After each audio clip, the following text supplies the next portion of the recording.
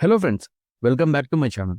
అఖండ to తాండవం అఫీషియల్గా premieres ఉన్నాయి అని అనౌన్స్ చేశారు కదా.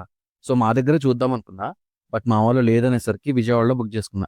తర్వాత తెలిసింది పీజీ ప్రీమియర్స్ క్యాన్సిల్ అని. సో అంత సాహసం చేసి మూవీకి వెళ్ళాక మూవీ ఎలా ఉందో ఇప్పుడు చూద్దాం. ఫస్ట్ ఏంటంటే, మన ఛానల్ని ఇంకా సబ్స్క్రైబ్ చేసుకోకపోతే వెంటనే సబ్స్క్రైబ్ చేసుకోండి, వీడియోని లైక్ చేయండి. Thank you for the support.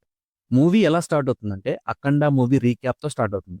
అందులో ఉన్న మెయిన్ సీన్స్ అన్ని ఫాస్ట్ ఫార్వర్డ్లో పెట్టి చూపించేశాక ఇప్పుడు పార్ట్ 2 స్టార్ట్ అవుతుంది. అఖండ ఒక కఠోర దీక్షలోకి వెళ్తాడు. ఆఫ్టర్ 5 ఇయర్స్ మూవీ ఓపెన్ చేస్తారు. టిబెట్ వాళ్ళు ఇండియా మీద, ఇండియన్స్ నమ్మే రిలీజియన్ మీద బయోవార్ చేయాలి అనుకుంటారు. దానికి వాళ్ళు చూస్ చేసుకున్న ప్లేస్ మహాకుంభ్. సో ఇంకా ఈ అటాక్ తర్వాత ఇండియన్ సిచ్యువేషన్ ఏంటి, దీన్ని ఎవరు ఆపారు, ఎలా ఆపారు, ఇందులో అఖండ ప్లే చేసిన రోల్ ఏంటి, ఇలా ఉంటుంది స్టోరీ. బేసిక్ బోయా మూవీలో స్టోరీ చాలా తక్కువ ఉంటుంది. ఎమోషన్ అండ్ యాక్షన్ వర్కే దాన్ని బట్టి మూవీ రిజల్ట్ ఉంటుంది. కానీ ఈ మూవీలో ఎమోషన్ అనే పాయింట్ ఆలోచించడం కూడా వేస్ట్. అంటే ఎమోషనల్ సీన్స్ లేవా అంటే ఉన్నాయి, కానీ ఒక్కటి కూడా ఒక పారామీటర్ వరకు వెళ్ళదు. ఏదో ఉంటాయి, ఎమోషన్ అన్నారు అందుకని కొన్ని సీన్స్ రాశారు అలా, బట్ ఒక్క ఎమోషన్ కూడా రీచ్ కాలేదు. లార్జ్ స్కేల్లో మూవీ తీయాలి అనే పాయింట్లో పడి స్టోరీని, ఎమోషన్ని కంప్లీట్గా లైట్ తీసుకున్నారు. ఒక్క క్యారెక్టర్ కూడా సరైన స్కోప్ లేదు. అయితే ఫస్ట్ హాఫ్ అంతా మురళీకృష్ణ ఉంటాడు, సెకండ్ హాఫ్ అంతా అఖండ ఉంటాడు. ఇదేగా అఖండ మూవీ, మళ్ళీ ఎందుకు అదే తీయాలి? జస్ట్ చిన్న చిన్న చేంజెస్ చేసి మూవీ తీస్తే ప్లాట్ అయితే సేమే కదా. ఇది ఎప్పుడు చేంజ్ అవుతుందో అర్థం కావట్లేదు. మురళీకృష్ణ క్యారెక్టర్ కి ఎస్టాబ్లిష్మెంట్ లేదు మూవీలో. పోనీ అంత ఇంపార్టెంట్ క్యారెక్టర్ కాదు అనుకుందాం, మొత్తమే రాకుండా ఉండాల్సింది. ఎందుకు ఇలా హాఫ్ ఆఫ్ క్యారెక్టరైజేషన్స్ రాయడం? మీకు టైం పీరియడ్ పాస్ అయ్యే వరకు క్యారెక్టర్ అవసరం ఉంటే ఉంచుతారు, తర్వాత క్యారెక్టర్ ఇంపార్టెంట్ కాదు అంతే, ఇంకా కనిపించారు. అయిపోయింది సార్ బోయ గారు, చూసి చూసి విసుగు వస్తుంది. ఎక్కడో కాదు, మీ ప్రతి మూవీలో చూసి చూసి విసుగు వస్తుంది.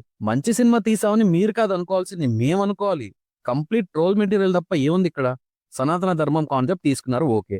సో ఇంకా స్టోరీ ఎలా ఉన్నా ఏం కాదు, ఒక గాడ్ క్యారెక్టర్ డిజైన్ చేస్తే సరిపోతుంది అనుకున్నారా? అసలు అఖండ ఎందుకు హిట్ అయింది అని బోయా అనుకుంటున్నాడు అర్థం కావట్లేదులే. కానీ అఖండలో బాలయ్యకు అఘోర, ఆయనకు కొన్ని లిమిటెడ్ పవర్స్ ఉంటాయి. పవర్స్ అని కూడా అనకూడదు, దైవ అనుగ్రహం అది అంతే. అందుకే మూవీలో మీరు ఎలాంటి ఫిజిక్స్ లేకుండా ఫైట్స్ పెట్టినా ఆడియన్స్ యాక్సెప్ట్ చేశారు. కానీ ఇప్పుడు ఆ క్యారెక్టర్ని ఇంకొంచెం పవర్ఫుల్ గా చేస్తే అయిపోయేది. దేవుణ్ణి చేయడం ఎందుకు? చాలా సింపుల్ గా రెగ్యులర్ స్టోరీ రాసుకుని వరల్డ్ బిల్డింగ్ పెద్దగా చేస్తుంటే చాలా ఈజీగా యాక్సెప్ట్ చేసేవచ్చు మూవీని. కానీ మనుషుల్ని, ఆర్మీని, దయ్యాల్ని, చివరికి రోబోట్స్ ని కొట్టడం ఏంటండి? నెక్స్ట్ మార్స్ కి వెళ్తారా, మూన్ కి వెళ్తారా?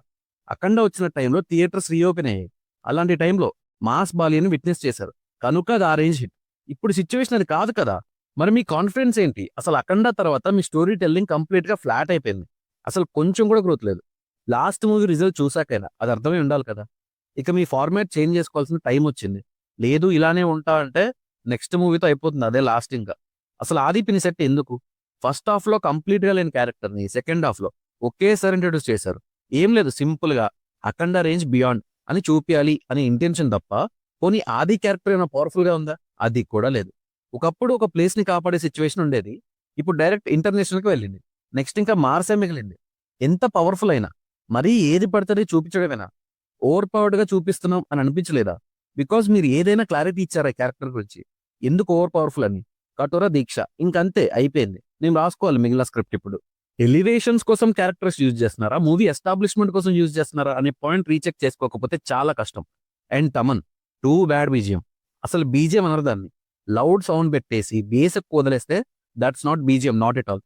కొన్ని డెసిబుల్స్ వరకే ఇయర్స్ యాక్సెప్ట్ చేస్తే, మరీ ఇంత టూ మచ్ గా కాదు. This is not music. ప్రతి సినిమాకి ఒకేలాంటి ట్రీట్మెంట్ కుదరదు. బాక్సుల మీద ఉన్న కాన్సన్ట్రేషన్ బెటర్ మ్యూజిక్ మీద ఉంటే బాగుండేది, బెటర్ గా ఉండేది. అసలు వినేలా లేదు, చిరాకు వస్తుంది ఆ సౌండ్స్ కి. ఆది పినిశెట్టి బీజియం అయితే వర్స్ట్ ఉంది. ఫస్ట్ మూవీలో యూజ్ చేసిన బీజియం ఈ మూవీలో రిపీట్ చేస్తారు, అది కూడా లౌడ్ గానే, బట్ అదొక్కటే బాగుంది. ఫస్ట్ హాఫ్ లో వచ్చే జాజికాయ సాంగ్ ఒకటి పర్లేదు. మూవీలో ఫస్ట్ హాఫ్ కే యావరేజ్ ఉంది అనిపించింది, సెకండ్ హాఫ్ అయితే టూ బ్యాడ్. ఎమోషనల్ కంటెంట్ లేని సీన్స్, ఓవర్ పవర్డ్ ఫైట్స్ తప్ప సెకండ్ హాఫ్ ఎక్కడైతే స్టార్ట్ అయిందో ఇంకా అక్కడ నుంచి కొంచెం కూడా ప్రోగ్రెషన్ లేదు. ప్రెడిక్టబుల్ గా ఉన్న ఫస్ట్ హాఫే బెటర్. క్యారెక్టర్స్ అప్పుడప్పుడైనా కొంచెం హ్యూమన్స్ లా బిహేవ్ చేస్తుంటాయి. సెకండ్ హాఫ్ అయితే అన్బేరబుల్. లెంత్ కూడా అంత అవసరం లేదు, అసలే ప్రెడిక్టబుల్ గా ఉంది, లాగ్ ఉందిరా బాబు అంటే ఈ లెంత్ వల్ల ఇంకా లెంత్ చేయకండి. Balakrishna did he's very best to save this movie, but ఈసారి కుదరలేదు. సినిమాటోగ్రఫీ బాగానే ఉంది, ప్రొడక్షన్ వాల్యూస్ కూడా బాగానే ఉన్నాయి. మూవీ చూడాలి అనే ఆప్షన్ ఉంటే మ్యాథ్స్, ఫిజిక్స్, కెమిస్ట్రీ ఇలాంటివి ఏం పట్టించుకోవద్దు. లాజిక్స్ ని లాకర్లో పెట్టి వెళ్ళండి. ఎక్స్పెక్టేషన్స్ అయితే 0 కాదు -10 పెట్టి వెళ్తే మూవీ అయితే యావరేజ్ గా ఉంటుంది. ఇయర్ ఫోన్స్ ఏదైనా క్యారీ చేయండి. లౌడ్ అనిపిస్తే మూవీలో నార్మల్ గా అవి పెట్టుకొని చూడండి, ఇనఫ్ సౌండ్ వినిపిస్తుంది. నేనైతే అంతే చూసాను, నా వల్ల కాలేదు.